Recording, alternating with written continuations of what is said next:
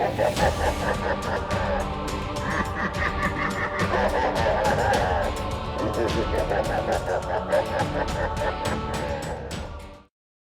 everyone, I'm Captain Logan. And I'm Eric. And we have this chessboard set up because today we're going to be watching and talking about X-Men! The X-Men. The first X-Men. No, it's just X-Men. It's not like Roger Corman's The Fantastic Four. It's X-Men : the X-Men. next time it'll be X-Men 2 : X-Men United, and then X-Men 3 : X-Men: The Last Stand. This is X-Men: the X-Men. We actually have the X2 thing, and I always like to refer to X-Men 3 as X3, but they didn't keep going with that. Yeah. And you'd think we would keep going with that? It's actually kind of amusing because everybody refers to the second X-Men movie as X2, and we forget the United thing. And then everybody refers to X-Men 3 as The Last Stand. Yep. And it's weird that one subtitle stuck and the other one didn't, especially because X3 with like the Wolverine claws. Like the number 3, you'd think that it would have been even easier to make a big deal out of the number. To be fair, yeah, The Last Stand is more indicative of what happens in that movie. Well, that's true, sure. X-Men United could have also been this title. It could also be the title of First Class. That was just an awkward subtitle where I never could decide. Yeah, it's sort of like Ghostbusters Answer the Call a little bit, where it's like, well, I mean, they wait, decided that's supposed before to be they released part of the that film. Yeah. At least you have that. At least I didn't get to the end of the movie and go, oh wait, it has a subtitle. Oh, it's not on any of the posters. It's not on any of the marketing. Okay, it was finally, but they start showing it in all the TV spots. No, I mean the.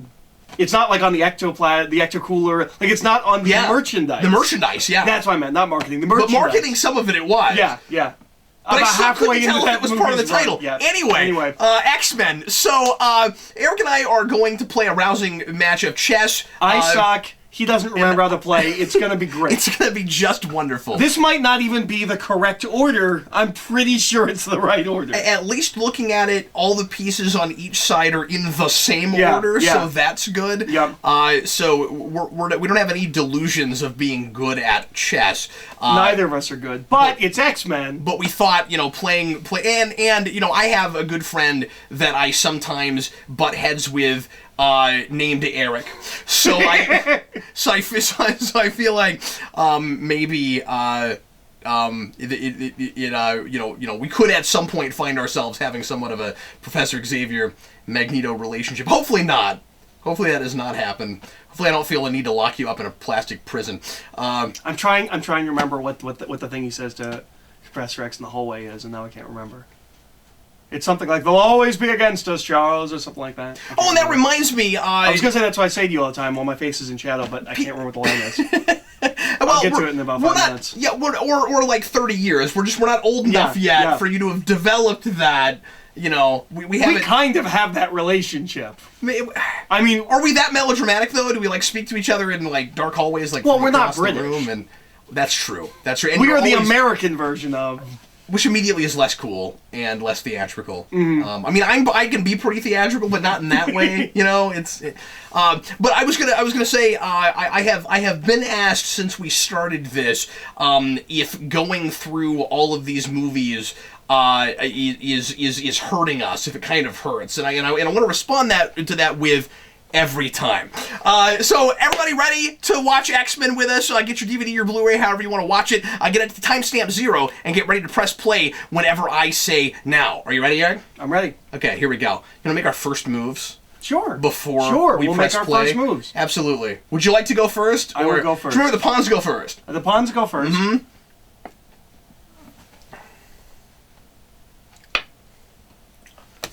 We have made our first moves. We have made our first moves. Everybody, please press play. E2x squared, I believe, is the move I made. Right? Now! They're still watching. Let's hope this plays this time. There it goes. No. Oh, wait. Oh, that's not this movie. We put Star Wars on? No. We should turn this up just a tad. Yeah, I know. That's good. I'm excited to watch this. This is one I actually know, okay? Yeah.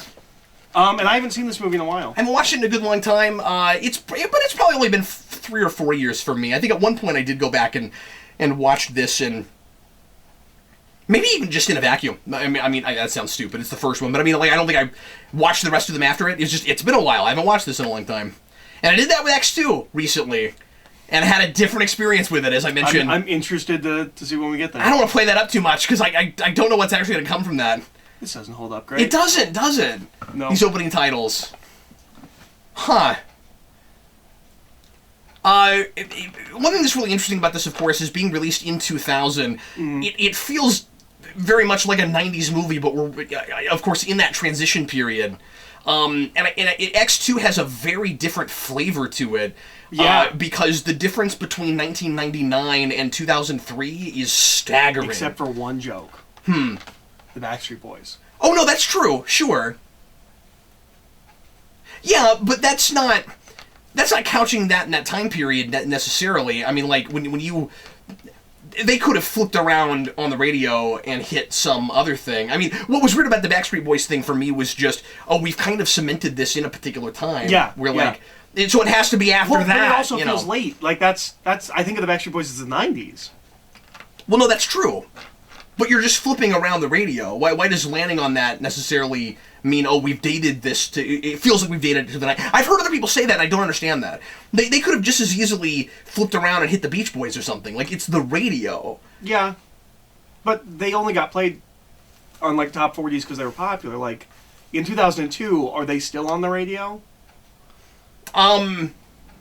Yeah, I mean, more this is not readily the than movie they we're would be now. watching. No, certainly not. So Nazis and the Holocaust. This kid is so much better than the kid we will replace him with or recast him with in first class. At the very least, he seems a lot more like a young Ian McKellen. And he yells better. I mean, I think that kid kind of in first class. I mean, kind of tears up the scene with Shaw. I mean, I think he's really good. Yeah, in that he's scene. better there. It's in this scene where it's recreated, and that might just be I don't like it because it's different. Because it's I'm just saying I want to give that kid some credit because. So I saw this film, I believe. Oh no, maybe not. I'm sorry. I believe I may have seen this at a drive-in. Oh, okay. I'm not positive. There's a couple of these I know I saw at the drive-in. I can't remember if I saw this at the drive-in. I never forgave my dad for not taking me to this movie. Really? Yeah, I did not see this in the theater, and we were supposed to go, and things came up, and Dad got busy, and nothing against my dad. He wanted to take us. We ended up not having time to go. There is an amusing story. And so I have seen every one after that, because this was a big deal to me when it came out. Yeah. And, I mean, I've never thought of myself as a giant X-Men fan, but I really like the X-Men, and I had a lot of nostalgia even right then for the 90s cartoon, and we didn't get superhero movies outside of Batman. Yeah. You know, no, this is a big deal. It was a big deal. And so I have, I believe, seen every X-Men movie since then at the midnight of the day before screening. Because I did not like that I didn't get to go to that I did not get to see X3 movie in the theater. And that worked out okay. Get to see. I did not get to see X3. You didn't have the privilege of seeing X3. That worked out all right. And I also did not get to see Spider-Man 3, which also worked out okay. Wow, interesting. Yep. You'd think those later ones, because you're like in high school when those come out, or is it even before that? Have a hard time tracking your timeline sometimes. When do they come out? 07? 07 is circa both of them? Spider-Man They're 3 both is 07. around there, yeah. 07, 06, Yeah, I think X3 might be 06, I forget. But anyway. X-Men 3 is a thing with my dad. Like, I'm at a drive-in watching a movie I don't want to watch, trying to watch X3 through the back of the truck. I don't know why I end up not seeing. I think I just didn't have money or time. I'm trying to decide if this is going to be a motif where we just spend this whole movie talking around this movie, not actually talking about the film that we're watching. I think Anna Paquin has aged incredibly well. Yeah. Like, as in almost not at all. Uh-huh. I'm not saying she could play a high school kid, but I think she could still almost play a college kid. Probably. It's your move. No, it's not.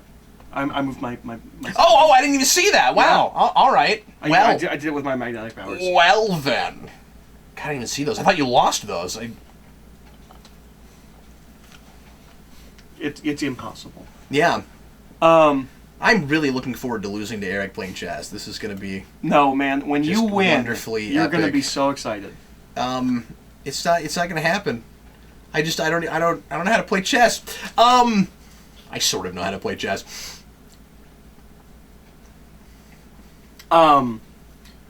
This is obviously straight from the comics.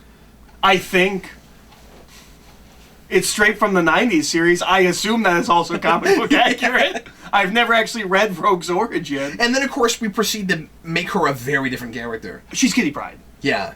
No, she's Kitty Pryde. And she is... But one thing I like about it is, she is Rogue if she never got superpowers from stealing them from some other superhero. No, she's not.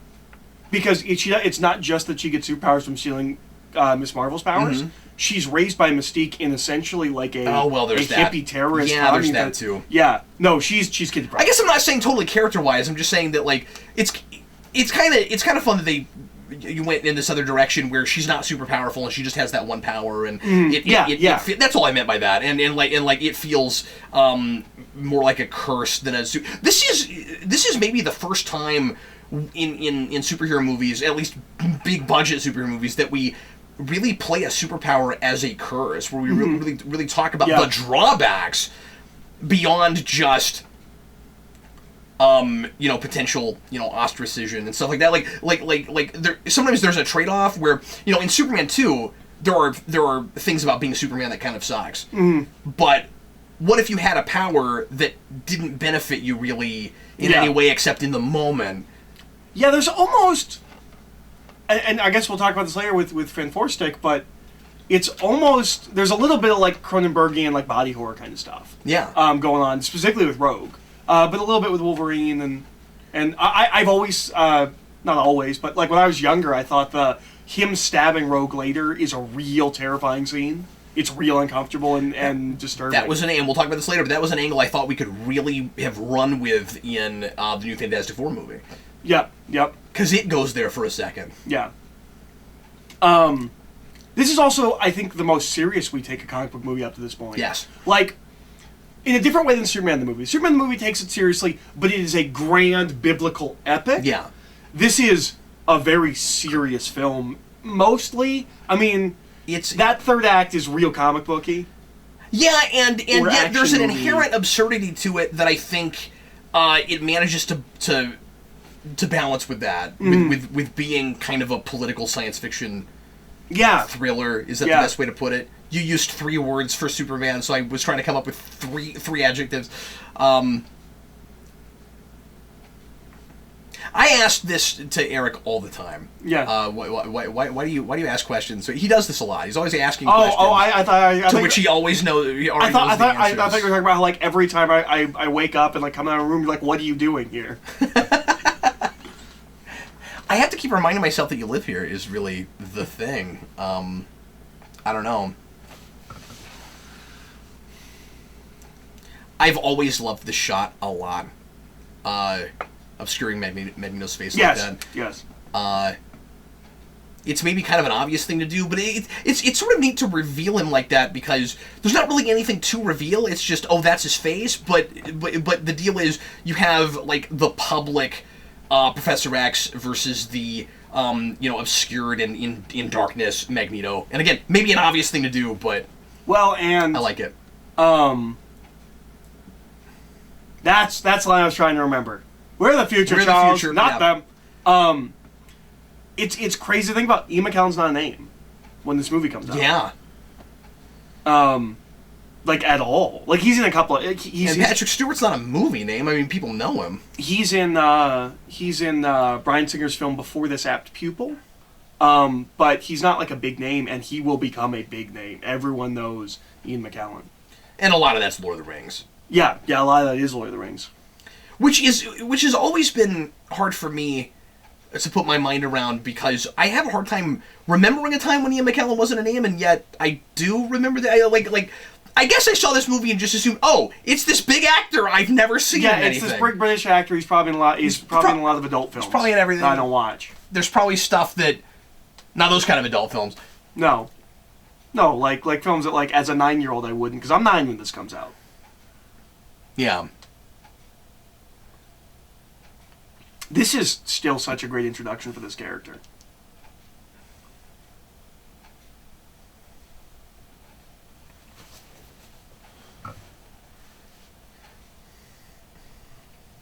And of course, as you mentioned the other day when we were talking about this movie, this is a much scrawnier Wolverine than he's going to be later. Yeah, he's... Like, I'm not going to say he's not muscular. Because, like, I'm not as muscular as Hugh Jackman is here. Yeah, not that muscular at all. He doesn't have that six-pack yet. He's more puffy than he is. And he doesn't look like a bodybuilder. And later, I mean, he will look like Rocky later. Yeah. And, I mean, to be fair, they start shooting before he's cast, I believe. He's cast. Somebody else He's cast real late. Yeah. They had to replace him. Yeah.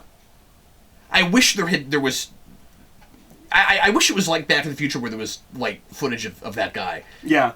You know, where they had shot scenes. I don't think they shot scenes. They didn't, because the whole reason that they cast Hugh Jackman was because he's shooting Mission Impossible 2.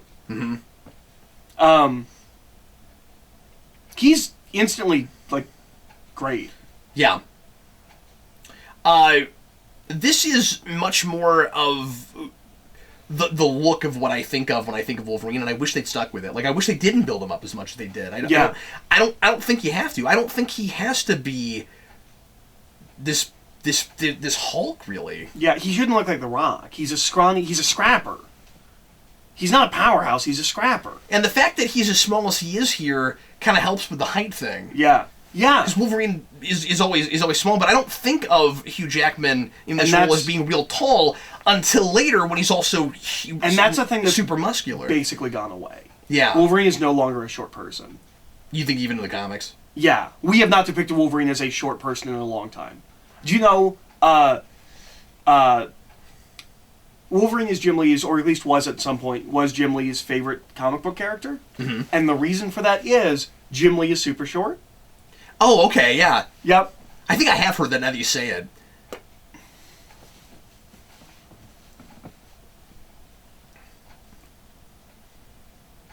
This is all real atmospheric. This is what the inside of a bar is supposed to look like. Supposed to be a guy there smoking a cigar. And yeah, I feel like we do a pretty good job of making this feel kind of outside of time. I mean, like the not too distant future thing, they nail in this first movie. Yeah, I think they do it too as well, except for the Backstreet Boys. Yeah, it's our world, but it's vague enough that we're not making a whole lot of references to popular culture, and we don't have to rely at all on technology. Yeah, yeah. Except for the fun comic book technology that we'll have that comes out of the comics. And why does this look so much better than X-Men Origins Wolverine? Yeah. Okay, so there's gonna be a shot here in a minute when he's like this. Yeah. That's the first shot I see of this movie in the Wizard magazine, and I was so excited. Like, he's got claws and stuff. Like, he looks like Wolverine. Oh, cool! The Wolverine the movie is gonna have claws. Maybe it's this shot. No, you're right. That is the shot. That was like a big full-page spread they put in Wizard. Yeah, it just, if memory serves. Yeah, it looks so good. I mean, of course, everybody wanted this jacket. Yeah. I have seen a couple of people wearing this jacket. Mm-hmm. Obviously, a big plot point in X-Men Origins Wolverine. So he gets the jacket from Mom and Pa Kent. Because Kitty Pryde is a character that I wasn't familiar with when these movies started coming out, and that I didn't know at all until much, much, much later. Is part of the reason that people say that she is kind of a stand-in for Kitty Pryde because of this relationship. Yeah. Well, that's a lot of it, right? Well, the thing is, we remake Kitty Pryde a couple of times in the comics. Jubilee is Kitty Pryde. I mean, she's not. She's her own character, but we keep having a young girl who has a relationship with Wolverine and is like the eyes into the team. Mm-hmm. Kitty Pryde's the first one where we do that with. Yeah. And she has a relationship with Wolverine, and then we do it with Jubilee. And that's kind of... She's not exactly Kitty Pryde, but she's in that mold. I wonder why we keep, like kind of circulating moving characters in and out like that. Is it just because we have so many and we keep kind of they grow up especially and they move on? Because remember, when Claremont's writing, everybody's aging. I get that in the comics, but I'm meaning more with other media. Why isn't Kitty Pryde a character we're using immediately? I do not know. Why isn't she? I mean, why she's not in the 90s cartoon? 70s, right? Yeah, early 80s, late 70s, early 80s. Why Why isn't she in the 90s cartoon? Over Jubilee. My guess is Jubilee was on the team at that second when they made that cartoon. Yeah, and they did a lot of that. And Yeah. they liked adapting things that just happen. Kitty Pryde is in Evolution, and she's Yeah. not great in Evolution. She's got that Valley Girl speech. They toned it down in season 2, but season 1 she's almost unlistenable. Yeah, in that it seems like we're kind of going back to whatever the fan favorites of whoever's working on that show are. And Spike. Because, I mean, that show has Nightcrawler from the beginning and makes him kind of the plucky comic relief. Well, and they take them all back to high school. Yep. I have heard people say that, I like Nightcrawler's plucky. That's what he is. But that's not the way I knew him. That's because you know him from this and from the cartoon. From the cartoon, yeah. He's a swashbuckler. No, I realize that. Yeah, but that's a different kind of plucky comic relief. You know what I mean? Yeah. No, he's not the comic relief that he is in X-Men Evolution. I didn't like him being kind of a dumb. I don't know. I don't even want to say jock. I don't know how exactly to describe. Because that's not what he is. No. He's kind of like the outcast nerdy kid, but he never stops talking. Yeah. Anyway. Once again, talking about everything X-Men but this movie. Yeah. Well, X-Men Evolution comes from this movie. X-Men Evolution exists because of this movie. I hadn't thought of that, but that makes sense. Yeah. Because X-Men is suddenly kind of popular again. Yeah. And we also start re-airing the 90s series because of this movie, too. I probably see a lot of the 90s series that I hadn't seen before because we start playing it again. You know, I always think of this movie as kind of the consummate go-to example of a setup film for a franchise, and thank God we got the rest of the franchise. And I always think of it as a really quick movie that you jump in and you jump out of. But this is real deliberately paced. That's exactly what I was going to say. Isn't it kind of surprising that that's how I always feel about it? And I sit down and watch it again, and I'm like, how is this scene allowed to go this long? I think it's because that middle act is so fast. Yeah. I think, like, once we get to the mansion, everything starts moving real fast. I think. Because the last time I watched this, I remembered feeling like this is barely a movie. It just runs to the finish line. But right now, this is not a superhero movie. This is a movie. Yeah, yeah. These are two characters feeling each other out. And we don't do that a lot sometimes in superhero movies. No, you're right. Let that happen. It's get in and tell us who they are and what they're all about in, quick exposition-y lines, and then get to the big villain. I mean, like, we've seen Magneto, but we haven't started, in on the villain plot yet. Yeah. It's about runaways right now. A runaway and a vagabond. That's a little convenient. That fire. What started that fire? I never thought of that. I mean, I know we didn't start the fire. But the fire's been burning since the world's been turning. Yeah. I think clearly, that's why it's there. I mean, it does make it kind of convenient that it's been there all that time with all the snow too. Yeah. I don't know how that works. Circling each other. I am just mortified of this game.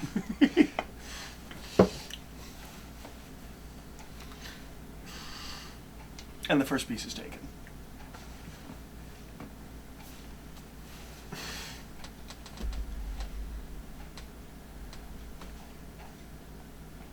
That doesn't look as bad as I would think it would going back to it. Yeah, the first time I see him heal. You can kind of see how they do it, but it doesn't look terrible. And again, part of the reason I don't think he needs to look massive is because he's got this healing factor he was born with. Mm-hmm.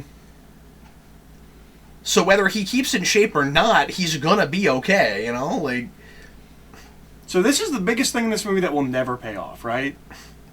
We will never pay off Sabretooth. Yeah. The history that they have, I mean, a little bit in Origins, but even in Origins, they make this big deal that he's not Sabretooth, he's Creed. They never call him Sabretooth.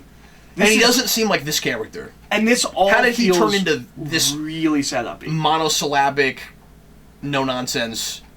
Yeah, this is the biggest mistake of this movie. Yeah. Because he's just a henchman. And I think that, in general, like more broadly, is one of the big mistakes of this movie, that we want to get in several of these characters that X-Men fans have heard of and like a lot, and so we resort to making these villains just henchmen with like nothing else going on. Well, I like that in a certain respect, that we're not doing the thing that we do sometimes where I'm glad that we didn't make 4 villains that are all equal and all fighting for screen time. Well, no, yeah, that wouldn't be great either. But you could have the same number of them and give them a little bit of screen time and figure out what their motivations are. Mystique's the only one that gets that. I don't know why Toad's here. I don't know why Sabretooth. And she doesn't get much of it here yet. It's like everybody, besides Toad, who is kind of, again, the comic relief character for them. Yeah. He's just a creepy mutant guy. Everybody has to be like little spoken and really mysterious, and one of those. Yeah. One of those would be fine. And that could have been Sabretooth. Why doesn't Magneto have a henchman he talks to, or a partner he talks to? Yeah. And Mystique should have been that. And I'm saying this she is that in the second one. I'm saying this in hindsight, well, to a degree, but I don't know why she can't have dialogue. She has dialogue. But she has very little dialogue. She does have very little dialogue. When we get to First Class and Beyond, she's a talky character. And I think Days of Future Past does a good job of giving us kind of retroactively a cool reason for why she doesn't speak anymore. She's been broken. Mm-hmm. And that's kind of cool, and that's a thing that she and Magneto have in common because of what happened to his parents. But, being at the camps and stuff. But I guess I'm just saying, like, one or the other. Let's not do that with her and Sabretooth. Yeah. Well, and the biggest mistake that they make is they cast a wrestler. Yeah. They don't cast an actor who carries presence. They cast a big guy. Well, they didn't cast an actor with Toad either. They cast a martial artist. That's true, but at least he acts a little actually bit. Can act some, yeah. And I mean, I'm not saying he's a good physical the guy actor. doing Sabretooth is bad. He doesn't get to say anything, so how would I know how he would carry himself in a scene? And famously, now we have a couple of wrestlers that are good actors. I believe you will find out. I believe that's Triple H. And if that's Triple H, he's in Blade Trinity. Is that who that is? That's not who that is. I think it might be. What? I might be wrong. Sabretooth? Yeah, I think Sabretooth is Triple H. No, I might be wrong. I don't think that's we'll right. Look in the credits. Well, I mean, somebody. He has a regular person name that he's credited in this. Yeah, but I think I know what Triple H's name is somewhere in the deep recesses of my brain. That's not who that is, but I don't know wrestling, so I don't either. But I think I might know his actor name. I'm not going to pretend like I have any idea what I'm talking about.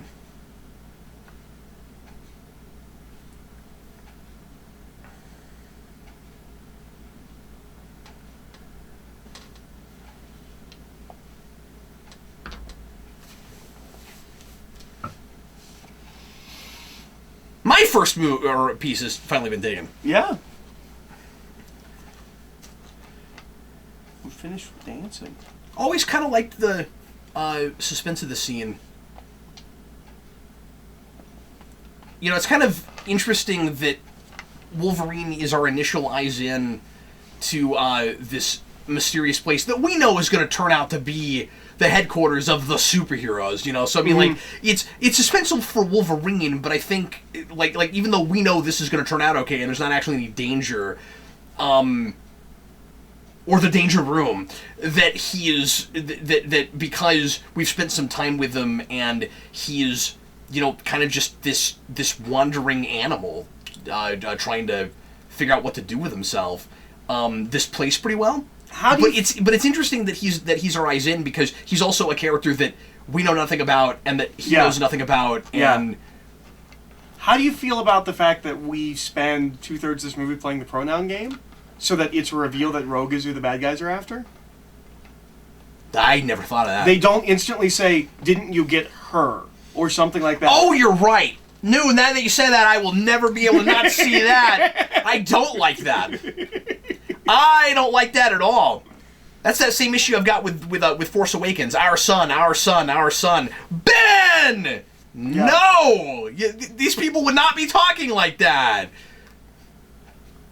So, there's Jubilee. Yep. And Kitty Pryde's right there. This is a thing that I like.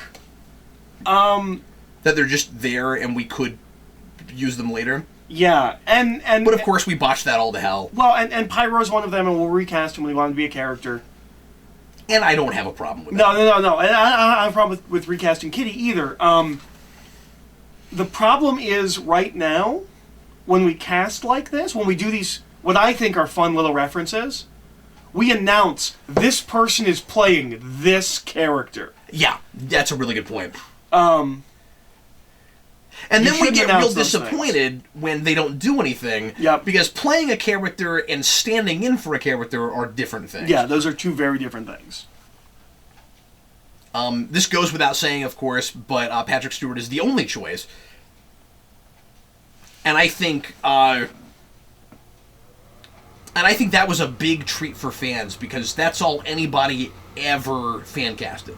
And Alex Ross talked about whenever he drew Professor X, he based him on Patrick Stewart, and then when he had to draw him later, he was like, well, that's really obvious, like, I don't want to base him on Patrick Stewart now. It's kind of like the Sam Jackson thing. I like a little this. bit, where then he gets cast. Yeah. And the Wheels thing will become the a joke with thing. my friends and I later, where we create a character named Wheels. Yeah. Who is he has an adamantium wheelchair, and he has super speed. That's great. And he just goes like this and goes super fast. That's really cool. But we make fun of the code names, but then we never like say, well, they're code names. You were in the military, or something like that. Like they're call signs. That's what they should be doing with that, of some kind of. Yeah, I'm of two minds about it, because Bryan Singer always talked about this is like a project that he was trying to make into a movie before a comic book movie, and famously he kind of turned his nose up at comic books for a long time, and then this made his career, and he couldn't make movies that anybody cared about beyond it, so now he's a comic book guy. Not really, but you know what I mean. Now he's an X-Men guy. Well, I've always heard that he starts that way, but while making this movie, or before making this movie, he reads comics and is like, there's something here. That's true. Yeah, I'm not being fair. And I don't know if that's actually true or not. Like, that is what they've said. No, now that you say that, I have heard that. But anyway, so Bryan Singer talks about like the attempt at as much groundedness and realism as he can put in this, despite the kind of inherent absurdity and heightened nature of this material. So I'm of two minds about that, because with that in mind, and I like that Jubilee's wearing yellow there. With that in mind, he's got to. You're right that it would make sense for it to just be kind of like military code names. Yeah. But at the same time, also sort of like that he's leaning right into the comic book thing of, well, we have superpowers and we're kind of superheroes, so of course we have cool names to go along with them. But then you make fun of them. But you always have an issue with that in a way I don't. I don't know. Like Wolverine is our eyes in. Yeah. You see what I'm saying? And Yeah. he's going to be pulled into this world where that is no longer silly to him. Right. There's nothing else like this anywhere. It's true. So like this is a secret society, basically. It took me so long to realize that that's a rose. That it's a It just looks like ice. It just looks like glass. If somebody tells you it's a rose, yeah, it's you're a like, rose. oh, it's a rose. It's a Rorschach ice test. No, that's a bat, okay?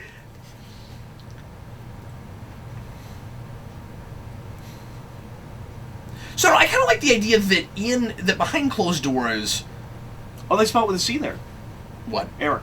They spell Eric with a C. Usually it's spelled with a K. Well, they spelled it wrong, because it was also in the subtitles with a K earlier, so they just made that mistake. But yes, it is with a K.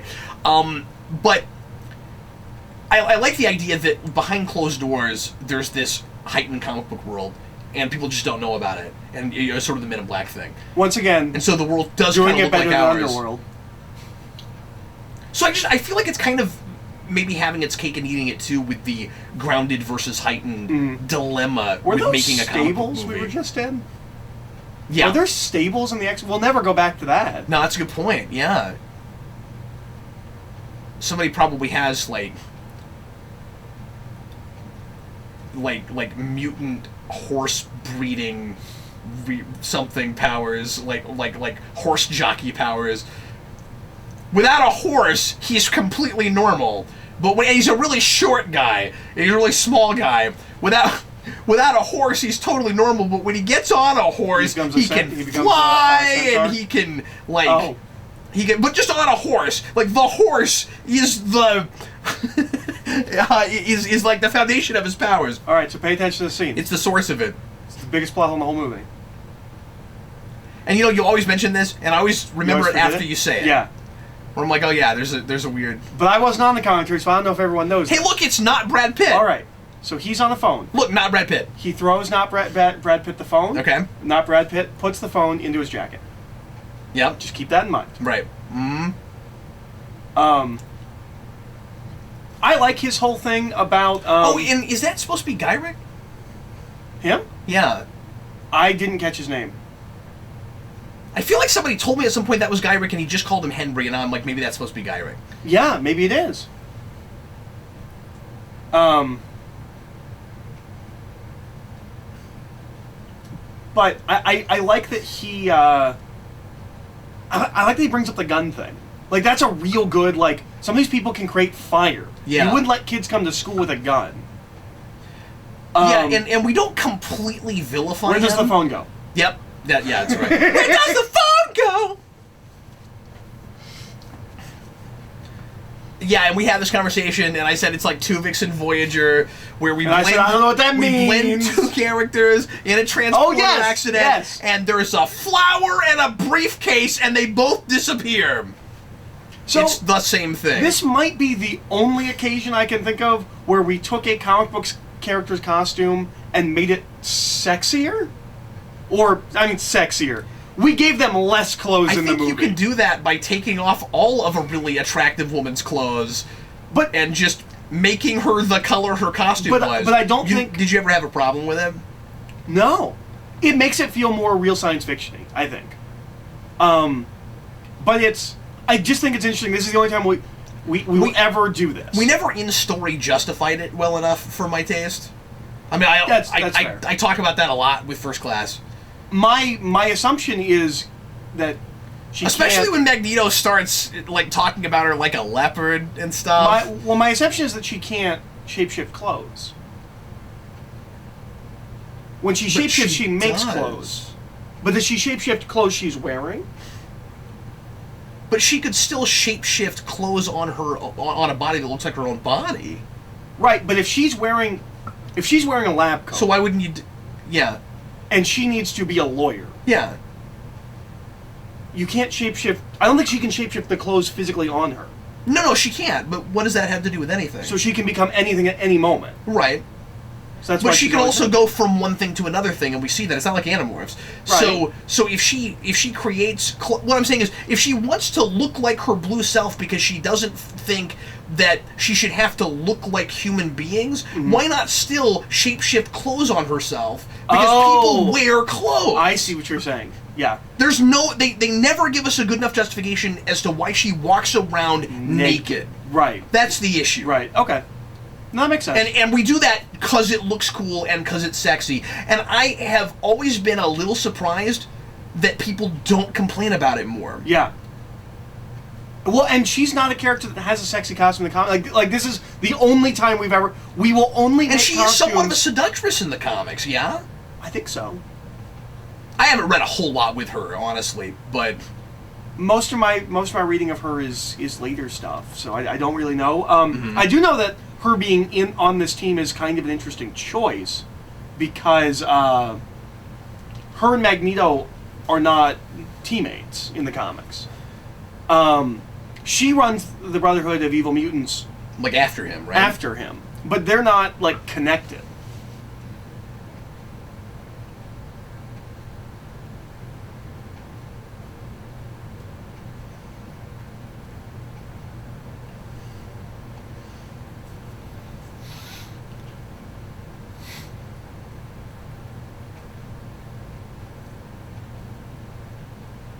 I'm both watching the movie and trying to figure out what I'm going to do. Yeah. It's a good speech. Yeah. And we're doing a lot of multitasking, even though you're not actually hearing us doing. The Brotherhood of Mutants is what it always should have been called. Yeah. And at some point, you have to stop putting the word evil in there. Yep. When you're Stan Lee and you're not taking yourself so seriously, sure. But even in the really over the top, and you could make the argument that it's always been this super soap opera X-Men. You can't call it that, and isn't it really ironic that we keep that for as long as we do, given that arguably Magneto is one of the least evil supervillains there is. He's always, except for the beginning, he's always more nuanced than that. Yeah. Well, I mean, he's always got complexity to him, where you can see where he's coming from, even if he's an extremist. And again, obviously, it's supposed to be Martin Luther King versus Malcolm X, and you can see where Malcolm X is coming from. Yeah. Even if you don't agree with all of his methods. So this machine is... And the, fight fire with fire idea, and... This machine never comes back? You would think someone would recreate this machine? Why? Why would you think that? I guess... Sometimes you say things like that, and I'm like, okay, but why? Okay, so I remember that shot in the trailer, and I thought they were like going into a portal, and like there was going to be like another dimension in this movie. Oh, okay, yeah. No, fair enough. If this machine exists, why isn't he used again in X3?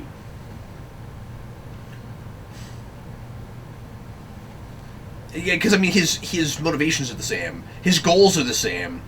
Why is he just used again? And he can get her again. Yeah. Well, why doesn't he just? Except that it doesn't solve the problem of the cure. But once everyone's a mutant, no one is. No one is a mutant. But still, then you would just have a whole lot of mutants trying to make themselves human again.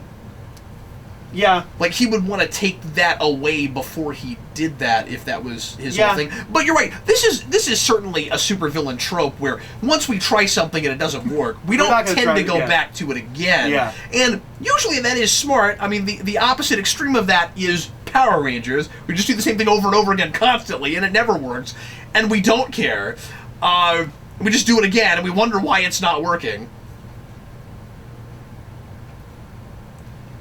But you're right. If you had a really good plan, because I mean this kind of almost works, right? Like if you have a pretty foolproof plan where you're like, okay, let's go first, and then I make everyone a mutant. And I gotta say this. That is one of the things that immediately makes him a little bit more sympathetic. Is that he doesn't want to kill everyone. He just wants to make them like him. He just wants to move evolution forward. Yeah. So it's not. I think, I mean, he does think that he is better than humans, but I kind of like how simple his thinking is, where it's just, okay, if they were all mutants, then we can all be superior together, and then we don't. Well, and very have importantly, it's like a congressional problem. hearing or something. It's the people in power that's going to make mutants. It's not a global thing. I think it's. Oh yeah, that's true. That's true. It is. Yeah, it's. See, I always think of it as make everyone because I always compare it to of the lizard. Yeah. And the lizard is make everybody lizards. Oh yeah, you're right.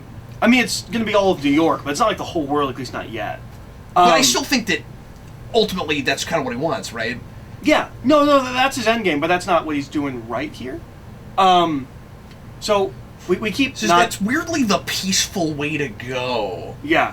And that's one thing I have to say I kind of like from X3, that he's so black and white about this, that when he gets to, that when Mystique is no longer a mutant, he's done with her, that's it.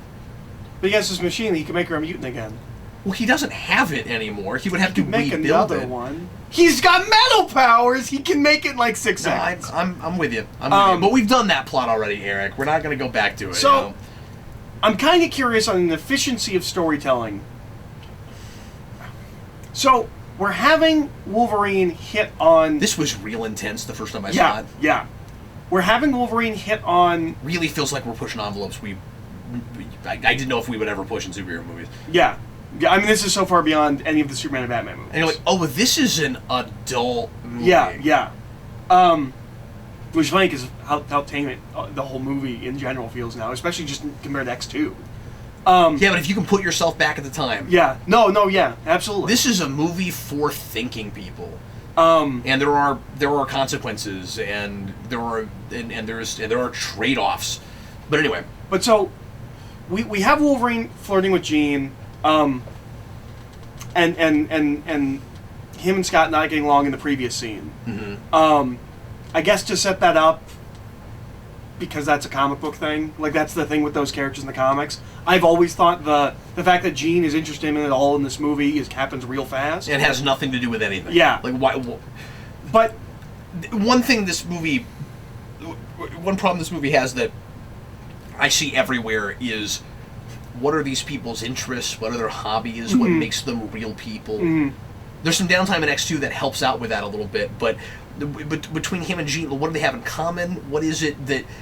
And in the comics, it's that he's the bad boy, but he just showed up. We see that here. in a surface kind of way here, where we kind of play it like that, where it's like, oh, she likes the bad boy, but she doesn't even know that about him yet. And I don't know anything about her background that makes her someone, that is craving that kind of adventure. And why isn't she getting enough of it from Scott?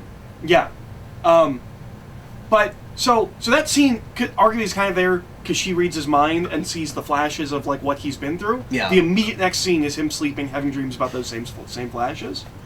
I don't know if you need that scene other than we're seeding what we're going to do with these characters in later movies, maybe.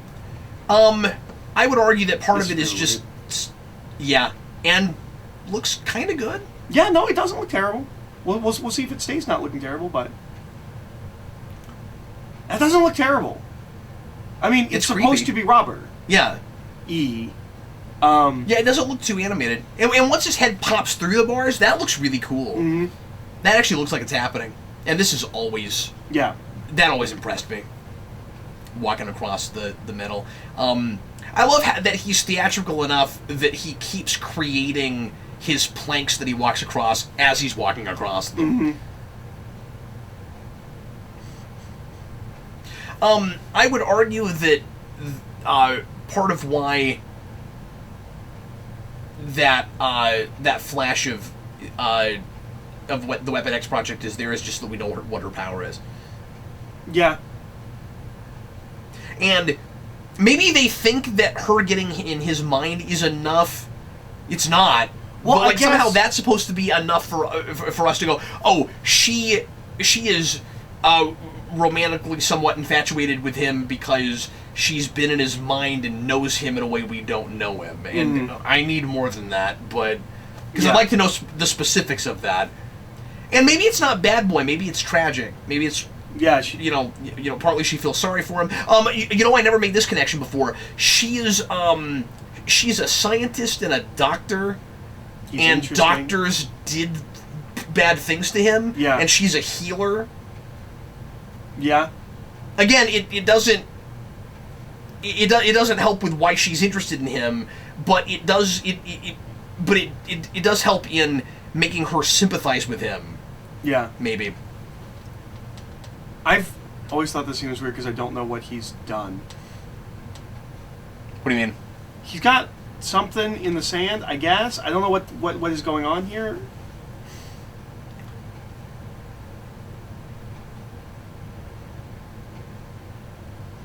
I wasn't paying any attention. Yeah, it was just, there's this kid. I was moving. There's a kid poking like wet sand.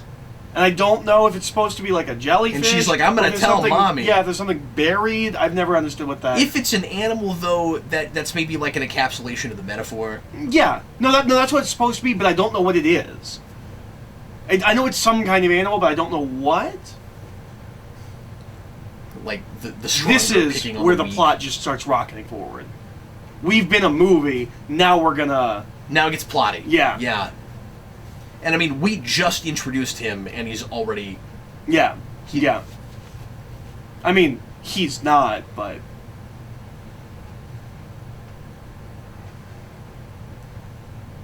Did you actually move? Yeah. Oh, you did move. Mm-hmm. I see. Here. I see.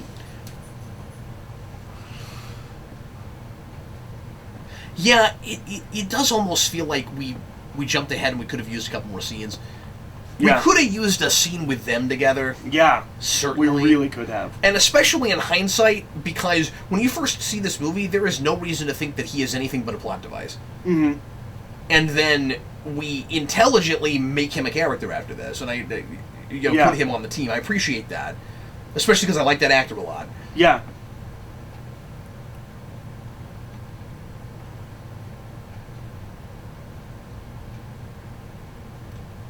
I will at some point finally go back and watch all of Animorphs, as hard as that's going to be to do. The upside is there's only like 24 episodes, isn't there? I think it's less than that, even. Oh, okay.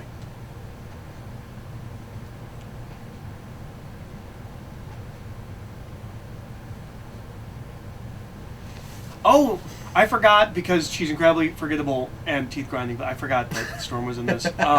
Yeah.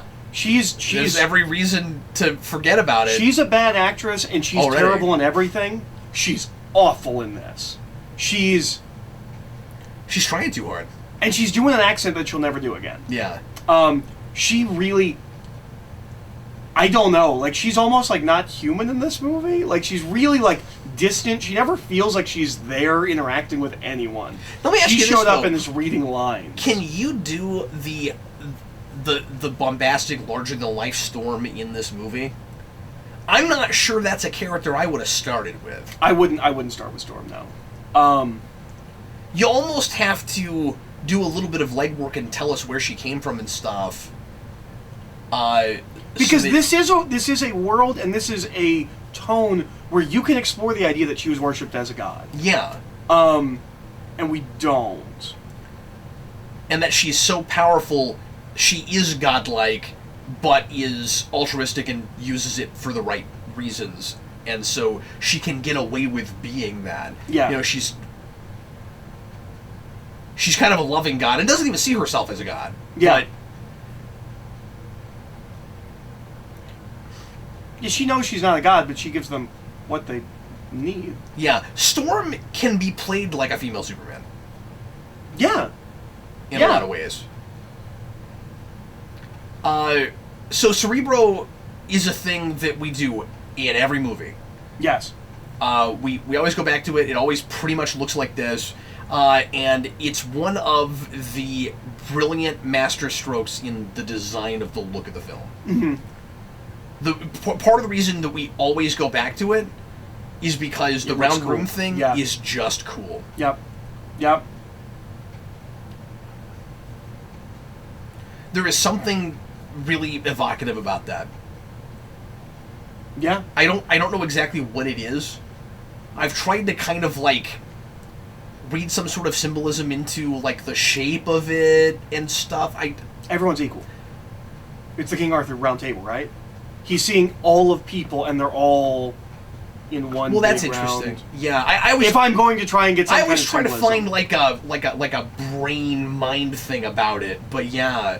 I mean, if I'm trying to... he stole Cyclops' motorcycle. What a dork Cyclops is. That rivalry doesn't work. No. They can just not like each other. Like, we don't need to have scenes about it, and we have scenes about it. Yeah. In this movie. Yeah, and it makes them unlikable in those scenes. And And it's real typical. And I like James Marsters in this. I mean, he's not great in this, but like I like him as Cyclops. I think if he had been given more to do, he could as have a been casting better. choice. Yeah. Certainly. But this is the role he always plays, which is the perfectly fine guy that is not good enough for the girl, who will leave him for the more exciting guy. That is his role in every movie he's ever been in. It's real unfortunate. Going back to this, the thing that makes me most impatient about it is I wish this was a movie just about these two people. And or maybe like mostly about them and then with Professor X and Magneto in the background. Well, going to your POV thing, this should be a movie that's entirely from their POV. Yeah. You can have dual POV, but it's those two. Yeah, and all these other characters in the background don't have to be that developed. They can feel even more like real people than they are just by being more deliberate about what you're having them say and how they're saying it. Certainly. You've seen things, and I can't think of a great example, but you've seen things where there are characters that get very little screen time, and you feel like you know exactly who that person is, and that they're real distinct, and they're in the background, they don't have a character arc, but you would love to see a whole movie about them. Yeah. And with as much screen time as some of these characters are getting, it is unfortunate that we don't have that. That still looks really good. Yeah. That morph there. from Bobby to Mystique. An Animorph? Yes. Mm-hmm. Yeah, I thought of that. That's pretty great. I like how easy and stupid and simple that is. I just put this thing here, and the blue thing becomes a black thing, and it's bad. That works completely. Well, what I like about it... It visually explains to you without saying, like, any science-y anything. Yeah, and when you first watch it, not knowing very much about the background and stuff, it would be easy to be like, well, how does she know how to do that? Oh, because Magneto was supposed to have helped build it. Yeah. Okay. Yeah. And we say that in this movie. Yeah, we do. We do. And that's the thing I appreciate. Which is also, we'll learn, not is true. not actually really true. And even by the end of Apocalypse, I don't buy that he spent enough time there that he would know how anything works. But yeah, no. I mean, it gives us an explanation for his helmet, but that's different in First Class, even. We're told he makes that helmet because he knows how to block Cerebro. That's not... Is that a line? Are we actually told that? I thought he just had it and there's never really an explanation about it. I was pretty sure that we were told that he made it? He made it because he... Yes, because we're... I don't know if we're past it or if we're going to get to it. Yeah. But Professor X says to Magneto, or says to Wolverine... Oh, that hoodie's green. Yeah. Says to Wolverine, I can't find him. He's found a way to block it. Block Cerebro. And Wolverine says, how will you know how to do that? And he says, well, because he helped me build it. Yeah. That's... Yeah. I mean, that doesn't necessarily... Maybe that implies that he built it. Doesn't necessarily mean he built it, but it would mean that he would know enough about it that he could... Get shield from it. Yeah. And the explanation in First Class is no explanation at all. Oh, the Russians built it. Okay! Yeah. How do they know anything about psychic powers? Yeah. That always bothered me. Experiments. Oh, okay. In real life. Yeah. So I really like that scene. It's a real little scene with the kids, and he's smiling at like, that feels real genuine. Well, and what I like about it is, and we've had this conversation before about other things with kids. Life is simpler when you're a kid, and you're not looking at the differences of people so much, and so adult humans see mutants and they hate and fear them and they're afraid of them. And it's just like, oh, he's got that and cool a kid thing goes, on his face. that's cool. Yeah. I'd like to be that. So, I missed if there was flames, but I think this might be the one time that we get Cyclops' eyes right. Yeah. Cyclops' eyes are all force. They're not heat-based. We will never get that right, even in the comics, most of the time. I don't think I've moved yet. I think I've just stared at this. I don't believe you moved either. Okay.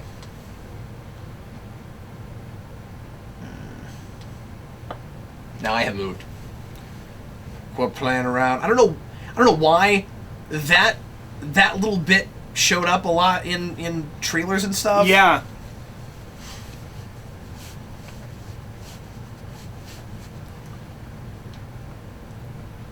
Like, Toad's got 2 lines. Let's put one of them in the trailer.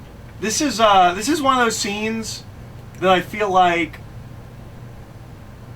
is always a problem with Magneto and Wolverine.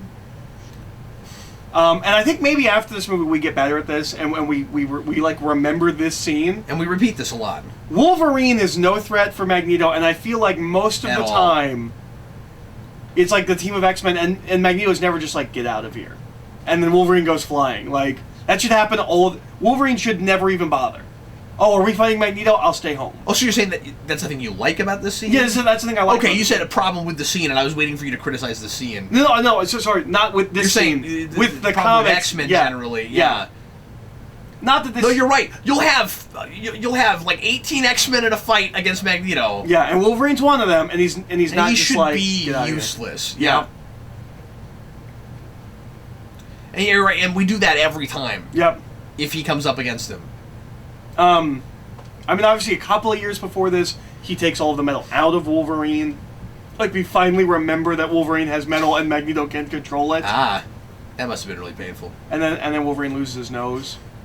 Really? Yep, Wolverine loses his nose, and there's... Move? I have not moved. Okay. And then there's like a 20-issue stretch where Wolverine doesn't have a nose, and there's like a plot thing that's building, and then we just forget it, and he just has a nose again. Who did that? Larry Hama. who writes the Wolverine. 80s? No, that's in the 90s. That's after really? he loses Okay. his. Okay. That's part of the Savage Wolverine when he's got the bone claws and he's just got like a bandana tied around his mask, around his face, and he's got no nose.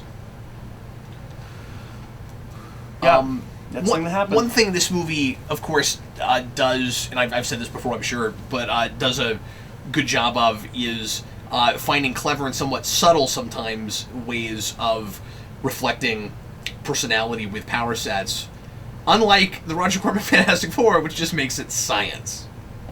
Yeah. I don't know. Seems believable to me. I think he, I think he's real creative with how some of these powers are used, where he just they have some fun with it, and in having fun with it, it feels like more of what people would really do with powers, as opposed to just stuff flying everywhere in a scene. Yeah, like the end of Apocalypse. Yeah, like that. The entire last 4 hours of Apocalypse. Do you feel like that was like an overly long movie? No, not at all. Or are you just saying? No, I was just making. Oh, okay. I wasn't sure. I mean, it does feel like that third act lasts as long as the first two acts, but I don't feel like it's an overly long movie. So, I like this. I like that he immediately goes to Sabretooth. Oh, I can't get into his brain. I'm going to go into his brain. Mm-hmm. It's real smart. This is also... This is going to sound weird. This is really 90s. I don't know what about this scene is really 90s, but the swarm of cops standing outside with the sirens going and people on steps, something about that is really 90s to me. Maybe a lot of cop procedurals and stuff that maybe have something that's similar to that. I don't know. No, like I'm thinking like the end of the Santa Claus. I'm thinking Terminator 2. Like somewhere in the 2000s, we just. But some of it's the way this is lit too. Yeah. Like, now that you say Terminator, I'm like, yes, I see that certainly. Well, and I think, especially with superhero movies, as we move forward, we do the things that that comic books have done, which is we're just not going to mention the cops. They can't help. Yeah. Whereas we have all like. Cops are still a thing that we're thinking about when we're making these movies. Mm-hmm. Which we'll do again in 2, and it's one of the best scenes of that movie.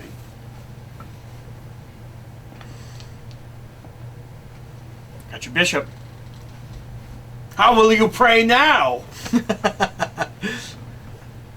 I forgot how silent she is in this movie. Yeah. She talks more in the second one. I forgot She's still pretty silent in the second one. Maybe they should have done the thing. You see why I'm saying that? Yeah. No, I'd forgotten how just not talky she is.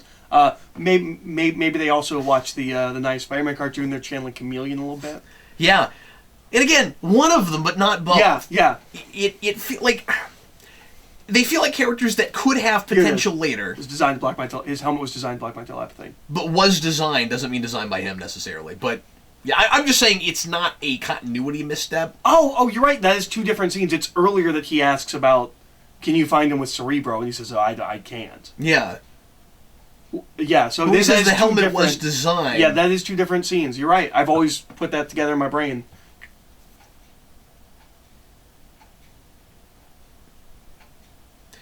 Now he is, of course, real young here, and people talk about Hugh Jackman like he doesn't age.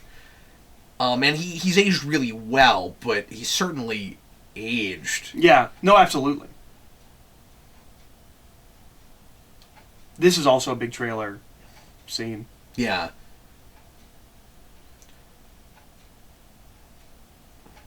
Now, one thing with Storm, he looks like a kid here. Sorry.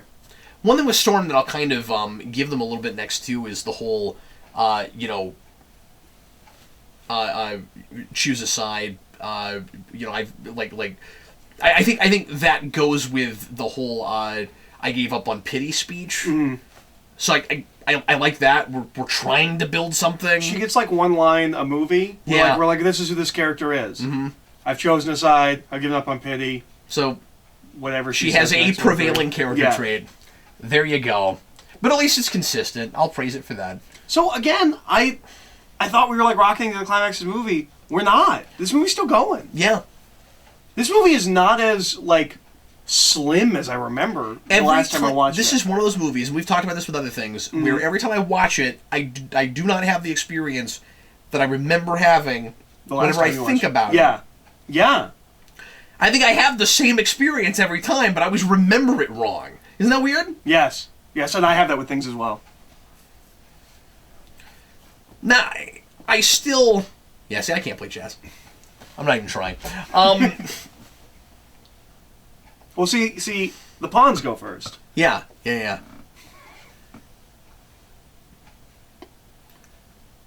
Importantly, Eric is thinking about the battle, and I'm thinking about the war.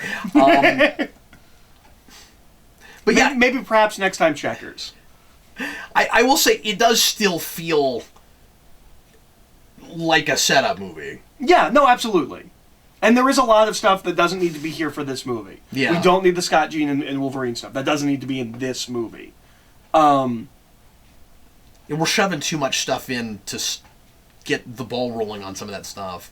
Well, and probably, in some extent, to be accurate to the source material. Yeah. This movie is, in some ways, incredibly accurate to the source material. Oh, yeah, it's sure. Doing the things you want it to do But the problem if is you're going to because theaters in 2000. It's real limited because it's not serialized. And it's working with serialized material. Yeah. And that's a problem with the X-Men. And that's a problem with a lot of superhero movies. Spider-Man and X-Men both should be TV shows. And I still don't know how we announced 2 X-Men TV shows and neither of them was New Mutants. Yep. Teen drama, superpowers is right there. Or Runaways. Well, I mean with the Fox, because they announced 2 X-Men TV shows. Right. Runaways is not X-Men. Runaways is Marvel. And Runaways is getting a TV show. I thought Runaways... Oh, okay. I thought Runaways was an X-Men thing. I've never read it. There is a mutant on the team. Oh, okay. But no, that's just a Marvel Universe kind of thing. I've never read that, so I didn't know. You need to. It's great. And it's Brian K. Vaughan, who you've recently discovered you like. A lot.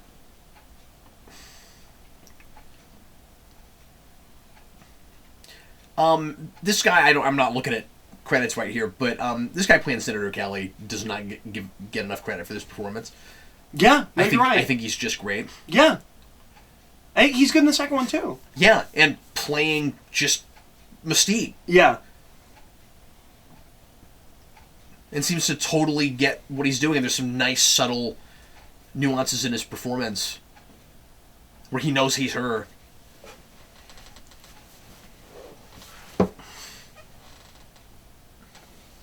This is kind of I've given up on pity, isn't it? Yeah, maybe so. I'm not really trying to poke holes. I haven't given it a lot of thought, yeah. We just mentioned that scene, now I'm looking at this, I'm like, that's a little different.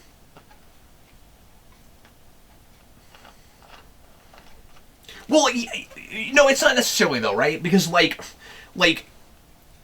That holds up better than I would think it would. Yeah. It doesn't look great, but it looks better than I would think it would. Yeah, but the CG water to real water looks pretty good. Once it gets to that place... where then the water flows off. That's kind of... I always thought that was kind of cool. And, again, as a kid before I was so desensitized, that was a little more disturbing than it is now. There's a thing that I don't like about that in just visual storytelling. I don't think you should kill him like that and have his powers be that he stretches. It looks too similar. As a kid, I never understood... I thought that was, like... His power did that, but that's not the idea. It's that's what will happen to anyone that gets subjected to that machine. See, I never got that impression. I always thought it was just your mutant powers are unstable, and so you would die in some way that had something to do with your mutant powers. Oh, okay. I mean, maybe you're right. I always assumed that's what would happen to everyone, and then that they would all. It just happened to look a similar effect. Yeah, but he's a water guy. No, he's a stretchy guy. But he's got. He's got gills and stuff. He's a water guy. He might be an adapt to survive guy because the gills go away. Oh, okay. Maybe he's like Darwin. I don't know what his powers I thought he was like a slippery water something. Maybe you're right. Maybe it is fish. But when he comes out of the water, his gills go away, and so maybe they go away so he can. Maybe he adapts back and forth between those two locales, but. Well, that was easy. Maybe he's not like Darwin. Yeah. But it's like his gills go away so he can breathe on land, but... Yeah. You'd think, though, when he's in the water, like his nose would close up or something. Yeah. Well, and then why can he stretch to the bars? Like, there's still a stretchy power there. And when he's holding him, his hands stretch. Well, see, I don't think we know what this power is. No, we don't. But like I guess I missed how far he stretched. I thought it was just like I can't think of a particular organism, but like just a sort of a water-based kind of gelatinous type organism where it's not that it's not stretchy power. Yeah, it's not stretchy power like Reed Richards. It's like gooey. Yeah. It's squeezy. Yeah. Why'd you leave the door open, Jean? Somebody, in every X-Men thing, if Jean Grey's there, somebody must yell Jean. Yeah. Well, yeah. Jean. She didn't even... See, this is the problem with Cerebro. Cerebro's designed for you at chair level, but because Professor Xavier comes with his own chair, there's no chair in the room. So if anybody else uses it, she was on her should have knees. just brought a chair with her. Yeah. Are there no folding chairs in the mansion? Like... Now, you know what I'm going to say about Professor X getting laid out there, right? That's a terrible way to do that. When waving? That's a bad way. Lights, man. We don't get to hear him scream like he does in the end of the series. Also, this is the beginning of our... Happened. We have no idea how to end the movie with Professor Xavier on the table, so we got to get rid of him. Yep. We'll do that in all three. Because he's just too powerful. Yep. But they do a really good job, again, with powers reflecting personality and stuff, with taking these two, like, literal superpowers, and having the guy who thinks he's better than everyone, and the guy who can control everyone, but won't use that to his own ends. Like, I think the biggest credit I can give this movie, and of course we keep building on this later, is that I never fully appreciated that relationship and the allegory before I saw this. Like, that's all still inherently there in the cartoon show and stuff. Yeah. But it's just stiffer there. Yeah. They feel like friends. Yeah. In this. In a way that I don't think they ever really do in the cartoon. But I also appreciate it thematically in a way I didn't before. The theme of control. So there is a thing that's pointed out that I was so angry that it took me so long. Physical control and mental control and being thoughtful versus just like forcing your will on people, and like that's just stuff I didn't think about until I saw it. If I was writing a screenplay and I didn't care about comics, yeah. If I was writing this screenplay, I would just make them read people's minds. I wouldn't make them control people. Like, that immediately feels too big and too powerful. I would make them just read people's minds. See, I think it's really, really important for the story, though. No, and I'm glad it's there, but I'm almost making a I don't know. Because we do not know what to do with him in our third act of each of these movies. Yeah. You're saying that for the sake of plotting, we're a little bit concerned. Yeah, yeah. Well, yeah, and I mean, in X3, the way we handle that is we just kill him. Yeah. Well, I mean, I guess he's tied to the climax of X2. In a way, he's not here. Yeah, that's true. Yeah. It just that's true. Feels like we take him off the board because we do it in the other two. Yeah, and he's proactive in that mindscape. Yeah. Cap can't play chess. Cap can't play. You know. You thought it was funny that Captain Logan can't play video games. I'm talking about myself in the third person again. Mm-hmm. Captain Logan can't play games. Apparently, is the thing. Yeah, but I always appreciate it when Eric agrees with me. That's real good. Yeah. I really like Cyclops' sunglasses. Yeah, they're cool. They're cool. I want sunglasses like that. If anyone wants to send us sunglasses like that, I'm down with that. And he always drinks coffee when he's watching Radar. Yeah. X.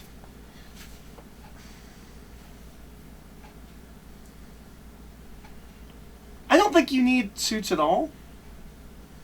Like, I think that's one of the bigger missteps of this movie is that there are suits. Is that there are suits. Yeah. And I think that's a thing that you could add later and come up with a somewhat believable reason that you did that. Yeah. Like, they don't look like comic book costumes. They don't look like anything, except the Matrix. And they're a thing that it's one of the few things that date this movie and the other one. Yeah, which is really interesting, right? Because at the time, it felt pretty modern. It was like, you have to, and Singer says this, you have to go black because multicolored is silly. Right. And I get that.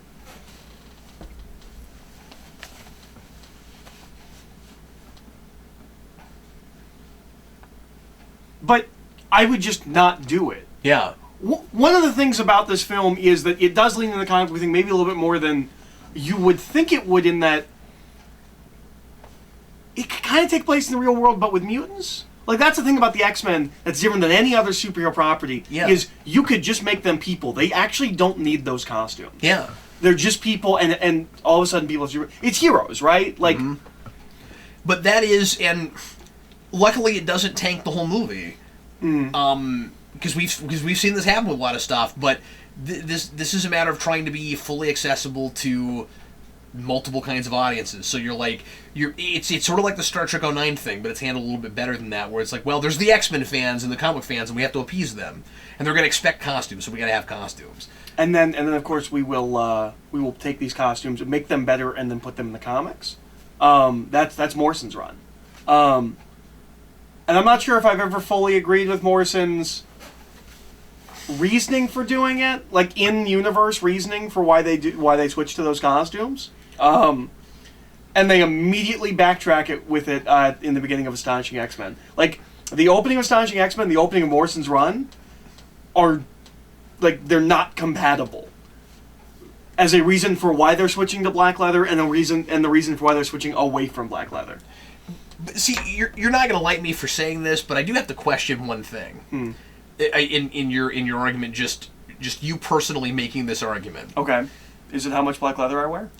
Well, that's another thing I thought I'd bring up if we had time. Okay. But the thing is, you know that if they did not have costumes in this movie, the first time you saw this, you'd be pissed. You are such a costume guy. I would rather no Superheroes costumes. are supposed to have costumes. I would rather no costumes than this. But you're saying that having seen it. Yeah. No matter what this movie did, and how well it was handled, and if as a they kid, didn't have costumes, you wouldn't like it. And as a kid, I did think it was cool. I thought the costumes were cool. I was 9. I just know you, and you're saying this in hindsight. That's all I'm saying. I am saying this in hindsight. But I think it's a great point. I completely agree with you. X-Men is a franchise I think you can get away with not having costumes. They're not hiding their identity. Yeah. They're not... the reason they have them is because it looks cool in a comic book. Yeah. Comics are supposed to have costumes. Well, and there's this kind of inherent... We do costumey things, or sort of makeshift costumes in comics that aren't superhero things. There's this kind of inherent thing with the X-Men, and we've gotten away from it a little bit, and I kind of miss it, where there is basically one design. This is what the X-Men costume looks like, and then everybody on the team gets their own version of that basic design. We do that a bunch, and I think X-Men wear a uniform because you can come up with a myriad of reasons for the X-Men to wear a uniform, because they're a team. When they go public, if they go public, they want to be, represented. But they're also about individuality. All their costumes look exactly the same. I think that's a problem. That's a really good point, yeah. And that's the thing that they do in the comics is... when you look Black Ops military uniforms. When you look at the X-Men in the comics, most of the time when you're looking at a team, their costumes feel of a piece. But they also each feel individual. Mm-hmm. And you could see them going off and getting their own comic by themselves, wearing the same suit. Yeah, yeah. This bit in the score I always thought was really strange, and I can't decide. I don't think it's score. I think it's added sound effect, and I don't like it. Every time Toad jumps around, there's this sound effect that's like, bzzz. Why did we do that? That is not necessary. I also have 2 questions for you about Mystique. Okay. Once you've made your move. I have this toy. Yeah? Which one? There was a toy that was Cyclops and Jean on the ground on her knees, and you had the goop that was on her face. They made that? They made that. That slow motion jump transformation still looks pretty cool. Yeah. And they sold this movie with that. Yeah, there's another one later that does not I think look they good. sold this movie that. There's that, and there's another shot, and it does not look good. That jump she does It's is really really impressive. cool. Yeah. Yeah, she doesn't get enough credit for the physicality of that role either. No. And I don't think she gets enough credit for being as good an actress as she is, because I also think she's good in Punisher. We're gonna see her again, Oh, I forgot that was her. and she's good in Punisher. At least as She good as has- any of the stupid starlets we She cast has in she has a action lot movies. of presence. Yeah, Like it's not just there's a hot model, with nothing but paint. Like Yeah. No, it's really weird that she doesn't have a bigger career. and I know I've been on about this, and then I'm going to ask you two questions about Mystique. But I said like make one of them kind of mysterious, and let the other one have some lines of dialogue and let us know a little bit about them. Okay, her name is Mystique, so maybe she should be the one that isn't talking much of the two. I'm like, Sabretooth isn't a speechifying character, but you never think of him as monosyllabic. Yeah. And I don't think you do necessarily with Mystique either. No, that's certainly not with Mystique, but it goes more with the She's a alien grand design leader we're character, doing with usually. her. Yeah. I mean, So- she's a speechifying terrorist leader. Yeah. So we're gonna get one of the only 2 lines from Joss Whedon's script for the X-Men. Yep, and it's really bad. I think it can work. Really? Yeah, imagine Buffy saying it.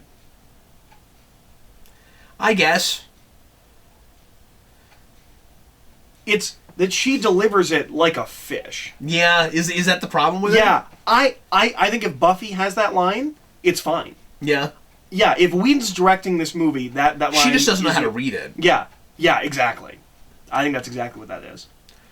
Well, and see, I never thought to read that because and I hate to be like this, I'm just used to us all making fun of that line. Mm-hmm. The same thing that happens to everything else. I don't think it's a bad line, I think it's a bad read.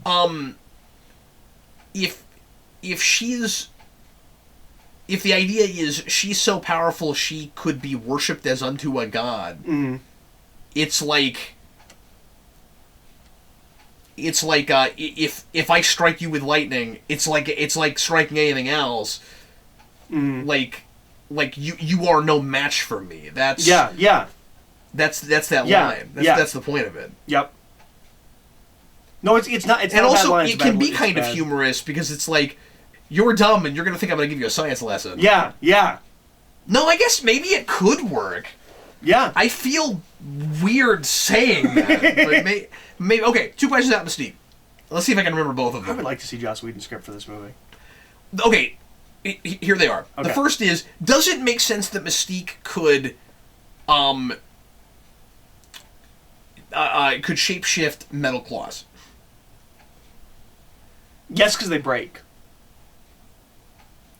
I think. Yeah, they do. They do. Like, No, I know they break. I'm saying I think that makes it okay for me. Okay, but if they break, then isn't that like losing a piece of yourself?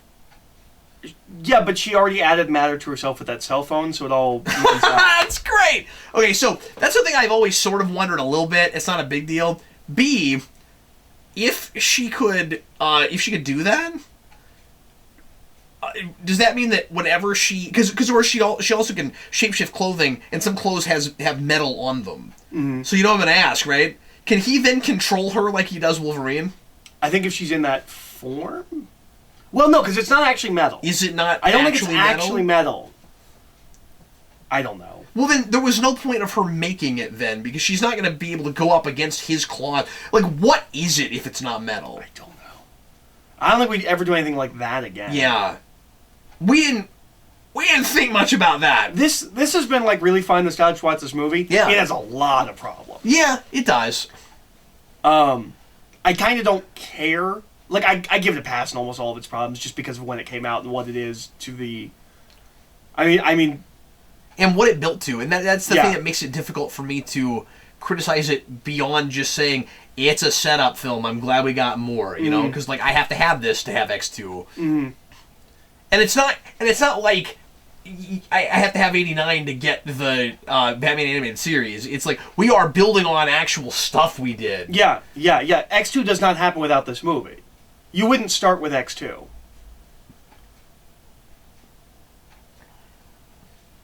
And that being said, because I've put some time into this, because Matt and I have talked about doing Let's Do It Again at some point on like just rebooting the X-Men franchise. Mm-hmm. I have no idea what you do with the first X-Men movie. I've thought about this. I'm like, I do not know what you do with the first X-Men movie. Mm-hmm. I can tell you what to do with later X-Men movies. What's the first one? I have no idea. I'm not sure you can't make a movie that's primarily about a couple of characters and then build a team after it. I think the obvious thing to do, and yeah, I think you can do this now. We've talked about this before. I think we are in the first generation of kids that don't care about Wolverine. Yeah. I think if you're smart, what you want to do is the original 5. Yeah. You start there, And you start small. and then you do a sequel where you bring in the all new, all different ones, like the Colossus and Storm and Nightcrawler and all of them. I think that's maybe how you do it. Maybe you get to them in your third movie. I'm not sure. I think that's what you do.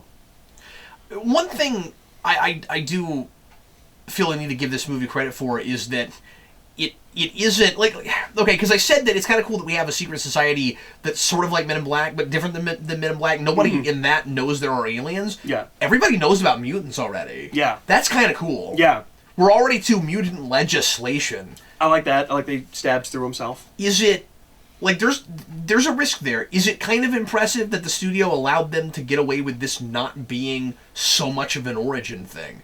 Like, it is for Wolverine being added to the team and all of that, but like, you think a studio would try to force you to hold the audience's hand all the way through? Now, like, I would say that you could have a possible. Nobody knows about mutants yet, and they have to learn about them throughout the course of it. You have a possible, real easy point for why you don't need that, which is the animated series opens and Sentinels already exist. Yeah.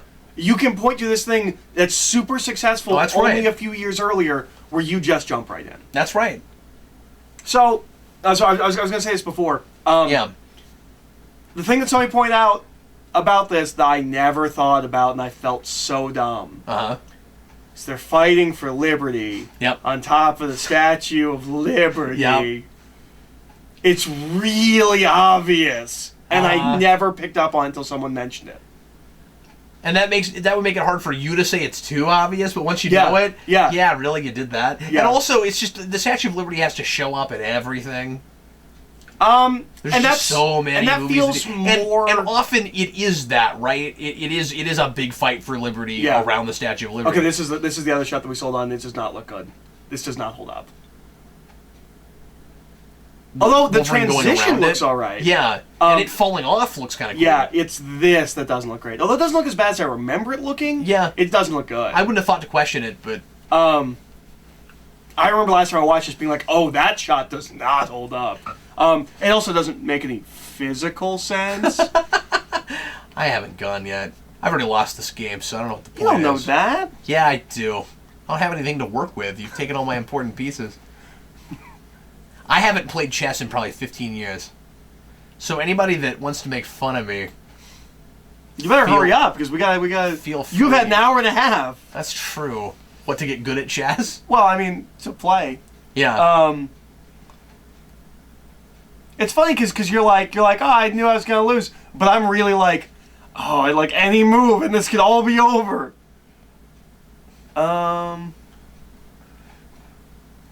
Yeah, but I can tell there have been a couple times where you've actually like set me up on purpose. I have not been paying attention to this. I've just been moving pieces around for the most part. No, there's certainly. Well, here's why I'm a checkers player, not a chess player. Mm-hmm. I can think one move ahead. Yeah. I can move this here so that you will move. So that if you, and it's almost always if you're not paying attention. It's always if I put this here, and he doesn't move his pieces at all, I can then take this piece next. I think I could get good at strategy. It's a chore for me. I don't like strategy. Check. I like certain kinds of strategy. It's funny because you put me in check earlier, but you didn't say check. Oh, did I put you in check earlier? Oh yeah. It was almost exact. I think it was a piece here, but yeah.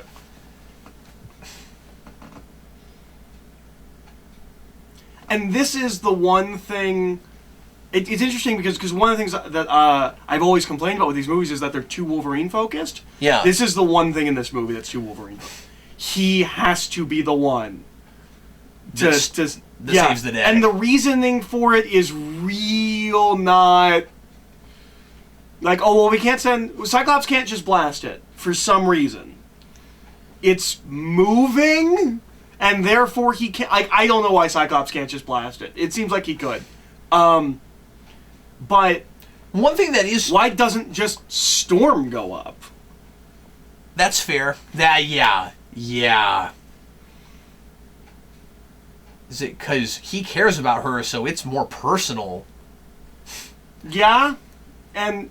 I mean, one thing you gotta appreciate... As Avi Arad said, kids love Wolverine. One thing you have to appreciate is that that was more and Venom is most popular. But one thing that is nice is that we have a natural reason for Magneto to not be powerful enough to do much to Magneto or to Wolverine in the scene. Yes. So that's good. That doesn't feel contrived at all.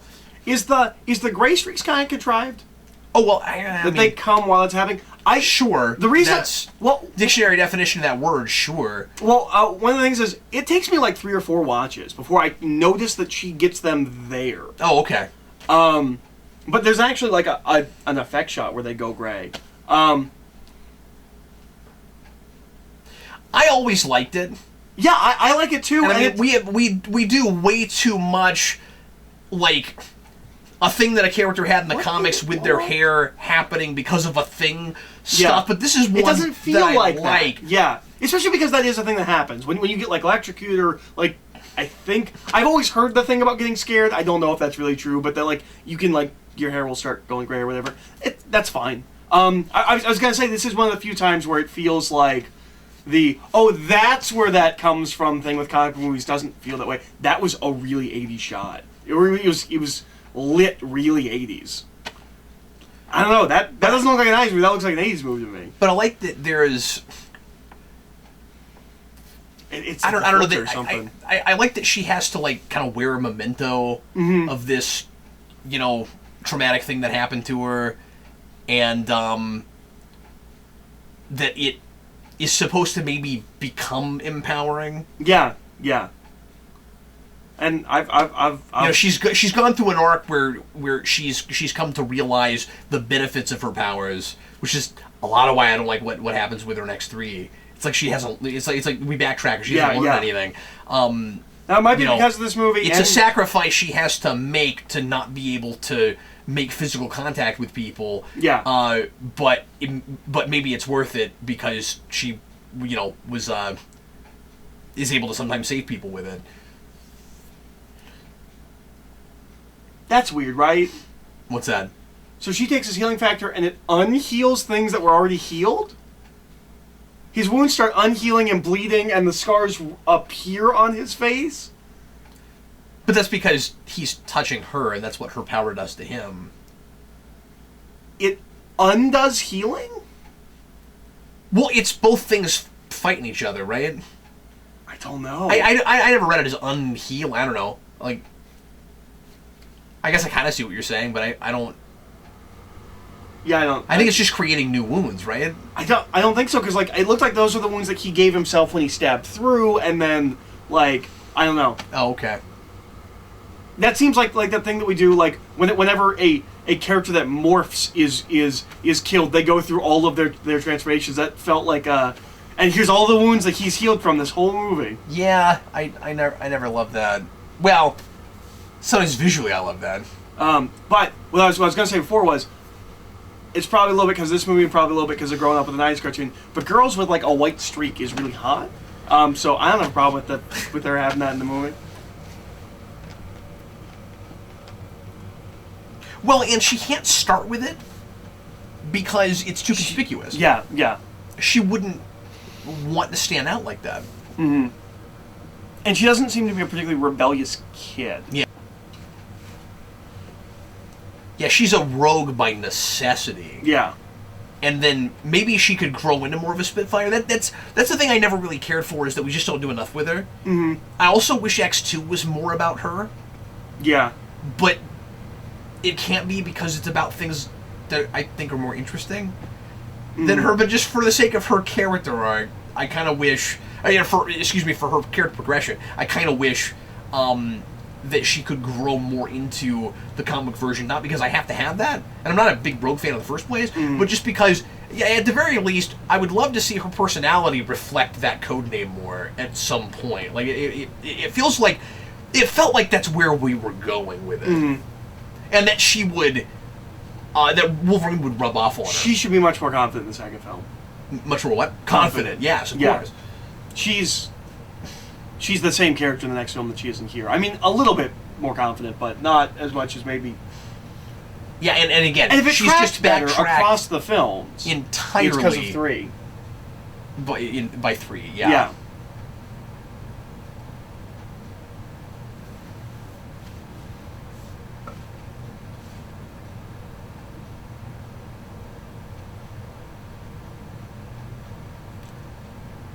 And it's kind of fun because you don't expect that Alkali Lake is going to become the third act. Yeah, I forgot that was here. That's really cool, yeah. Because that's where he's leaving to yeah, go to. Yeah.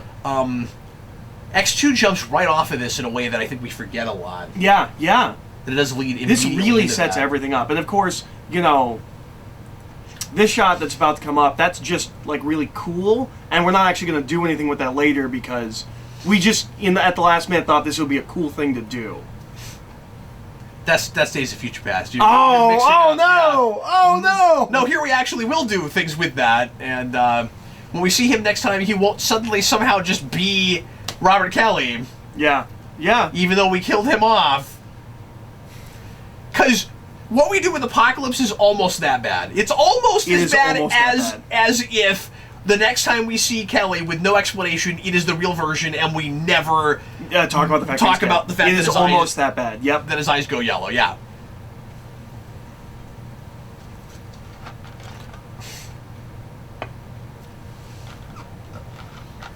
And the white just looks really good. Yeah.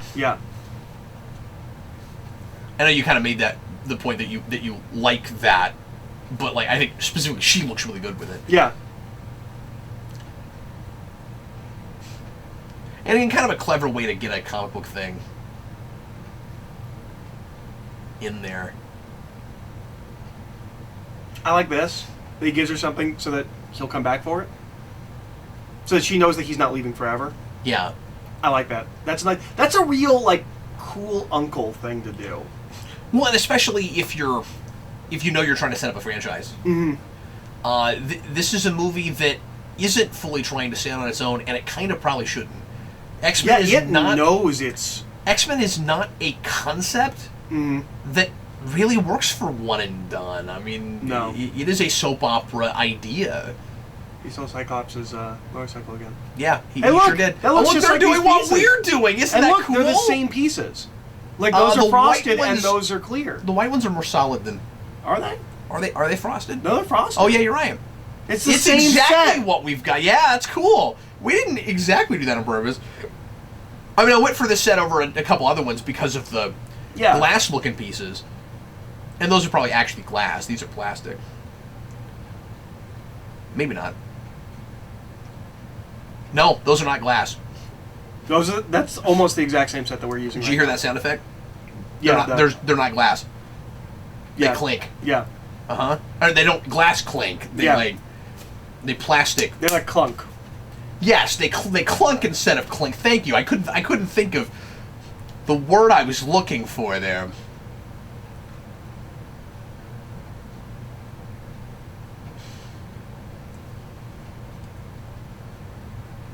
Is it my turn? Yes.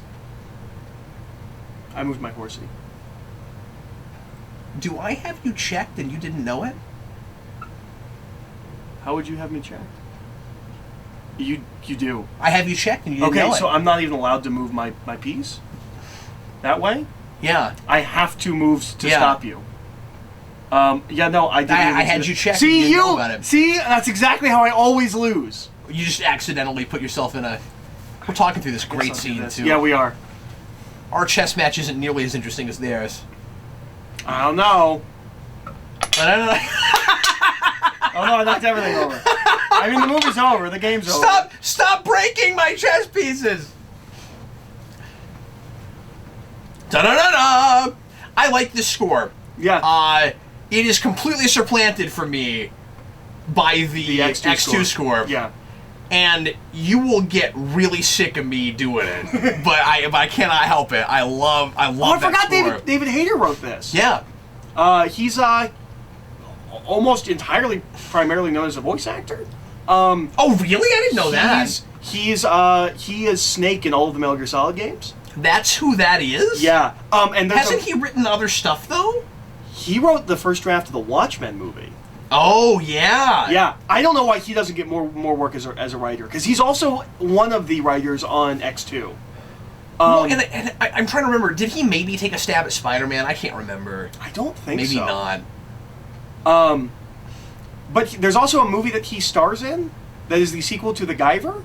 It is called... Really? It's Guyver Dark Hero. He's in the Guyver sequel? Yes, which is great. The Guyver sequel is like the more serious adult Power Rangers. Oh. Yeah. Is that technically a superhero thing? Yes. You should do those. Do I have to do those? I think you do. Okay. Explicitly because they always looked like a superhero thing to me, but I don't really know anything about them except for what that costume looks like. It's got a costume, I know that. I mean, obviously you're not going to do like all the tokusatsu stuff, but those are American-made films, so if they're American-made, yeah. Have fun trying to get Guyver Dark Hero. Okay. It's real hard.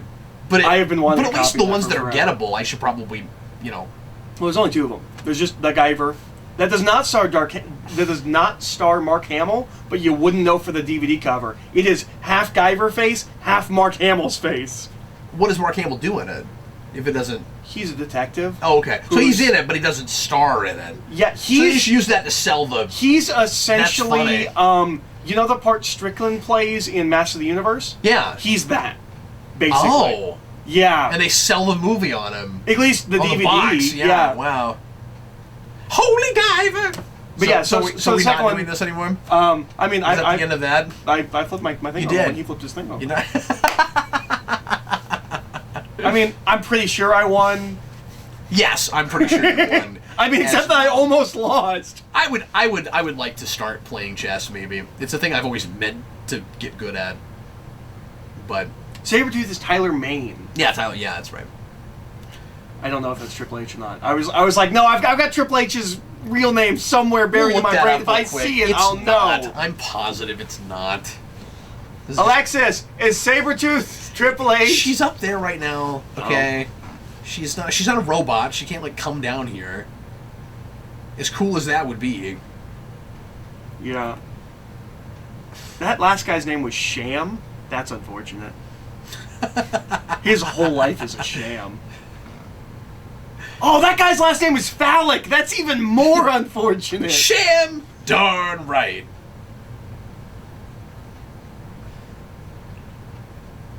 Oh, McDermott. That's a good last name. All right, we're doing this again, aren't we? I'm, because we've had trouble coming up with names, I'm, like, more paying attention to, like, last names. Okay, I think Tyler Mane is his wrestling name. Oh. Because his real name is Daryl Carolat. And he's a Canadian actor? Well, they got that right. Uh-huh. With him. That's right, they got that right. Yeah. And he's better known by Tyler Mane, of course. Interesting. Yeah. I don't think he has another wrestling name. Duke's probably so angry. Because he's a wrestling guy. He probably when you said that, I cringed. I was like, that's not who that is. I thought it might be. So began his career in '86 under the name Skywalker Nitron. What? Yeah. And then at one point he was Gully Gasper. Took a few tries. Yeah. Before we got to before we got to Tyler Mane. He was Big Sky at one point. I don't think he was Tyler Mane. Until this movie? As a wrestler, I think he just changed his name to it as an actor. Oh. Or maybe he was that was his like name even. I can't tell. Anyway, just looking at the wiki, I can't tell. Anyway, so that was fun. Hope you enjoyed this most recent episode of Captain Logan Wikis Things. So this film did not have an evil boardroom scene. It did not. Or a shirtless or villain. a bare-chested villain. But currently, the scoreboard shows 3 evil boardrooms and 1 bare-chested villain. Was there anything else that came up in this movie that is a major thing? That is a thing that we know will pop up some. That'll be sort of like a fun Counting Crypto Freaks thing to count. I don't think so. I'm not thinking of anything. You know, I think it's too hard to count like monosyllabic henchmen. There's a lot of those. Villain monologues. Yeah, you don't want to count though. You know you're gonna have those. It's got to be the things that are few and far between, sort of, but that it's uncanny how often they come up. That's what you want to count. Yeah. Like evil boardroom scenes. Yeah, because there's bare-chested villains. There's a lot of those. I'm gonna be real bummed if we get like 3 of those. I'm pretty sure that happens a lot. Yeah, when you said that, I was like, we can count it. I can't think of a whole lot of other ones, but I feel like it happens quite a bit. I mean, if we were doing the DC films, it'd happen more. I think you at least get Joker. Bare-chested villains. Yeah. Yeah. Well, and like, if we ever do this with DC, I'll want to count tattooed people. Yeah. But I don't know if that comes up much before the recent stuff. There's at least some tattooed people in the Nolan films. Yeah. I mean, Zaz has tattoos. Yeah. Well, and then there's that big guy on the boat in Dark Knight. Yeah. He's like, I'm gonna do what you should have done. What you should have. No. I like the way you said what you should have did. Yeah. Yeah. He's got the tattoos like on his. An hour ago. Yeah. That guy's great. Yeah. He is. He should come back for the sequel. Yeah. He should have been in that prison. And he should have been one of the people they let out. One of the inmates, yeah. That would have been a nice bit of continuity. Yeah, it would have. And he's like one of the people that's actually helping out people on the street or something. But see, that could have been cool. See, we're thinking that Christopher Nolan wanted to make that movie and cared about the movie he was making, which is our mistake. That's a thing, yeah. It's unfortunate. Oh, people are gonna love those commentaries. I mean, we're gonna say the same thing about Apocalypse. Yeah. Bryan Singer didn't care about making that movie, clearly. That's true. And he didn't want to make it. And we're going to go out on a sour note, because that's going to be the last thing we do in this series. Yep. But it's going to be fun, because that's the first time look forward to that, folks. Talk about it. Are you on the spoiler cast? Well, it's my channel, sir. You weren't on the Suicide Squad That's the only time that's ever happened. Okay. Yep. Okay. Yeah. There's still a spoiler video with me talking about that. Yeah, yeah.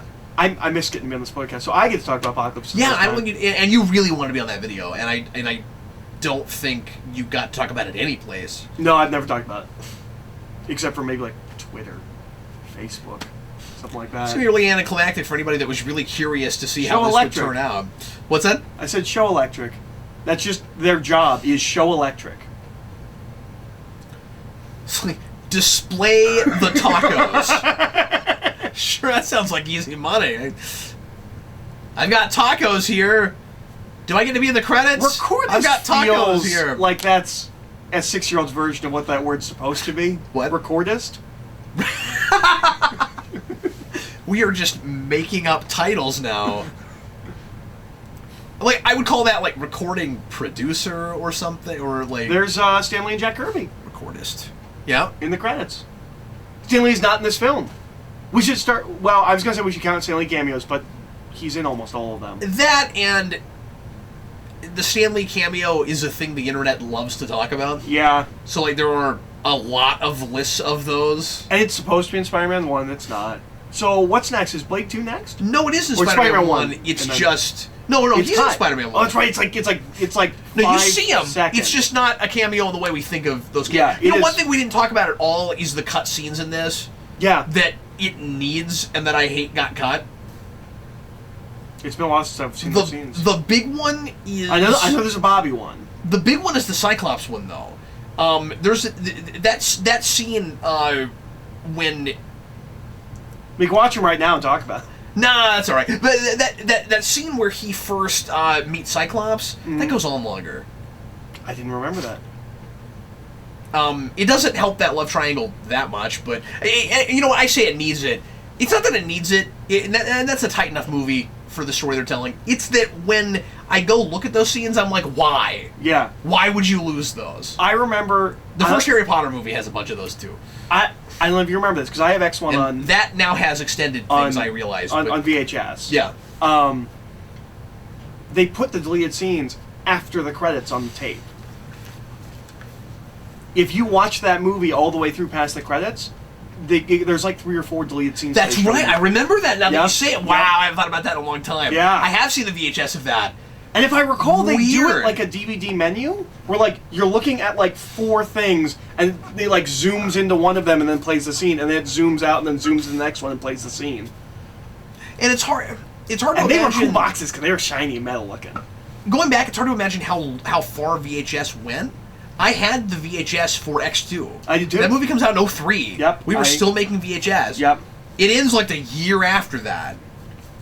Or 05, I forget. Yeah, I think it's 05. Because I think Begins is on And VHS. I used to know the last movie that was on VHS. I don't remember that anymore. That used to be a... It's probably My Super Ex-Girlfriend. It's not. It's not a superhero movie. But yeah, I think you can get Begins on VHS. It at least goes to that point, I think. Actually, I looked it up real quick All because right. I used to know this, and it was kind of a cool piece of trivia. So what do these mean? We've got a time turner thing that I guess is supposed to be the machine. Right. Yep. Mm-hmm. And then you have the opening to Cerebro On the left, yes? I don't know what the one at the top right is. Yeah, and I don't know what the red thing is It's supposed to just be a either. ball thing. Is it a police siren? Like No. police light? What is that? It's energy. It's red energy. Oh, it's plasma. I don't know why I'm saying it like that. I don't know why I'm saying energy. Let's count those. Let's count. That's red orbs we cannot explain. See, it ties back to Blade. It's plasma. It's what the vampires seek. It's plasma. Plasma is so much scarier than blood. They suck it up with their With hands. their hands, right? Last movie. Yeah, that's kind of a cool thing that you could do with vampires. Like little mouths on their hands. Like they did History that. of Violence. That's what it is. History Really? of Violence was the last. What year is that? The 05. Okay. I didn't know History of Violence was. Have you seen History of Violence? Yeah. That's a real good film. And was also a comic book movie. Yep. I knew it wasn't a superhero movie, but I thought it was a comic book movie. It is. And, no, I'm just saying, I thought whatever was the last movie on VHS was a comic book movie. Written by one of the guys that created Judge Dredd. I'm going to see if you're right about Batman Begins I think Road to Perdition. No, Road to Perdition being is, on VHS. Okay. Because I don't know if you're right about that or not. I'm in the ballpark. Yeah, it was. I thought so. It was. Good I job. thought so. Well, anyway, everybody, thanks always for watching. We sure appreciate it. And we will see you again tomorrow. What are we watching tomorrow, Eric? Spider-Man, yeah? Blade 2. Oh, it is Blade 2. Blade 2. Blade 2 comes out before Spider-Man. Yeah, sure does. That's why I was like, the ending fight scene of Blade 2 is the biggest, most grand superhero fight we ever get up to that point. Yeah, no, it totally is. Yeah. It's out before even Spider-Man. Mm-hmm. Oh, man. And then we get Spider-Man after that. Yep. So look forward to that, folks. And then Daredevil. And I can't wait for Daredevil. I can't wait for Daredevil either. And I'm not going to tell you why. Anyway, thanks a lot for watching. We sure appreciate it. I am Captain Logan. And I am Eric. See you tomorrow.